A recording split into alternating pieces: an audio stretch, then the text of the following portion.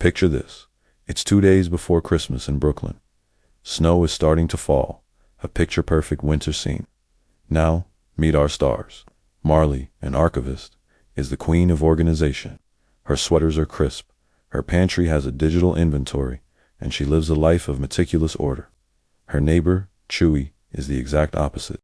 He is a chaotic video game composer who lives in a hoodie with mystery stains and considers cereal a complete meal.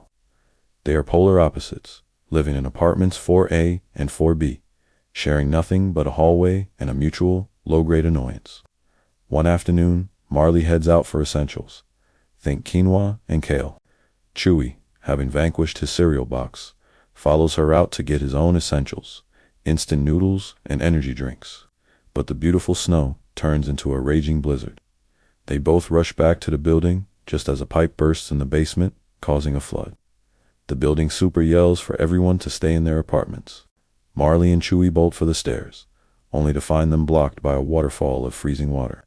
They're trapped on the 4th floor. And here's the kicker. In their rush, they both lock themselves out of their apartments. Marley's keys are in her coat pocket, inside her apartment. Chewie's are on his desk, next to a half-eaten bag of something we probably don't want to know about. So, they're stuck. In the hallway, in a blizzard, with no power and no heat. All they have are Marley's bag of healthy food and Chewie's survival stash of noodles, plus a single, lonely carrot. As the temperature plummets, Marley finds their only hope for warmth in the hall linen closet. A single, scratchy, old woolen blanket. Just one. For the two of them, at first, they sit on opposite sides of the hall, shivering. But survival instincts and the freezing cold are powerful things. Marley, ever the organizer, sets down some ground rules for sharing the blanket. Rule number 1, no hogging. Rule number 2, respect the personal bubble. Rule number 3, we don't talk about the questionable stain on the corner. Hesitantly, they huddle under it, a careful foot of space between them. But as the night wears on, the cold pushes them closer, and the silence gives way to conversation. Marley talks about her job, preserving people's life stories, love letters from the war, old family recipes. Chewie opens up about the video game he's scoring, a beautiful story about a lonely robot finding little lights in the dark. He even reveals the carrot was for the robot's pet in the game. For the first time, they see beyond the stereotypes they've built up. He's not just a chaos monster, and she's not just a hall monitor. As their breath fogs in the freezing air, their shoulders touch. Then, Chewie, shivering, suggests a rule to amendment for thermal efficiency. Slowly, cautiously, Marley nestles into his side, and he wraps the blanket's hand, his arm around both of them. We see flashes of their past encounters. A noise complaint, a passive-aggressive note about recycling that Chewie drew a smiley face on. They admit they thought they hated each other. Marley confesses she saw him as an inconsiderate chaos monster. He jokes, and now she smiles against his shoulder. Now, I think you're a chaos monster with decent taste in robot stories. They end up sharing everything: the blanket, the warmth, and even their food.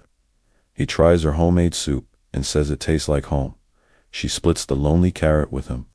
The barriers between them completely melt away, and it's not just because of the cold. As the blizzard subsides and the first hint of dawn appears, he asks if, when this is all over, they could maybe not avoid each other in the hallway. She says she'd like that. Morning light streams into the hall, revealing Marley and Chewie fast asleep, curled together under the blanket. The building super, having fixed the pipes, finds them like this and quietly backs away, a smile on his face. When they wake up, they don't jump apart. Instead, she snuggles closer. Their doors are now unlocked, but they don't rush to separate. Chewie asks her out to dinner, promising to order something other than noodles. She agrees. They stand up, the blanket draped around both their shoulders like a shared cloak, and walk into Chewie's messy apartment together. The final shot shows them in his kitchen. Marley is happily organizing his counter while he hunts for a pan, and they're laughing. The single, scratchy blanket that forced them together now sits neatly folded on his couch. Perfect bridge between their two very different worlds.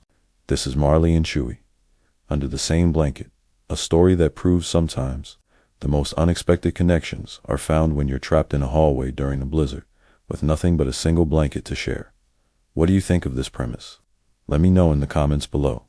And if you love heartwarming rom-coms like this, don't forget to like this video and subscribe for more movie deep dives. Thanks for watching.